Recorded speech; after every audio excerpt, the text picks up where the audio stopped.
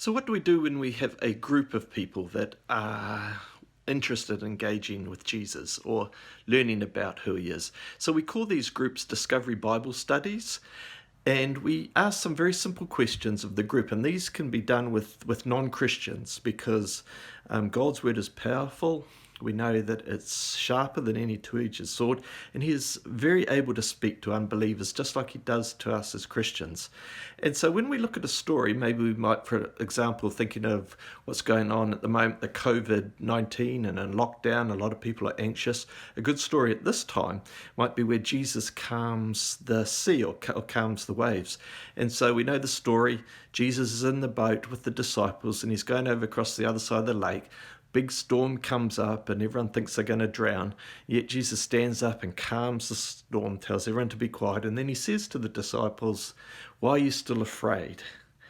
Do you still not have any faith?" And so if we were looking at a story like that with a group of our family or a group of our friends, we would ask some key simple questions. We would all read the story once. We'd read it again, and then we'd try to retell the story in our own words. And that's a very effective way to see whether we understand it or know it. So we try to retell it in our own words. And then as a group, we ask the question, what does the story teach us about God? Or what does it teach us about Jesus? And everybody looks at the story and comes up with what they see in the story. So it's not bringing things in from other passages like we often do, but just simply looking at the story and say, what do we see here? Then the next question is, what does this teach us about people? So we're identifying with the story. What do we learn from the people in the story? And often people can identify with someone in the story.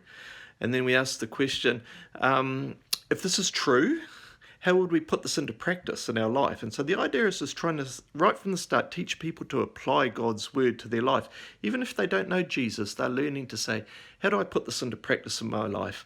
And then the last question we would ask is, who needs to hear this story? So who in my life would be interested in this story? And so we're teaching people to share and pass on what they learn even before they come to know Jesus.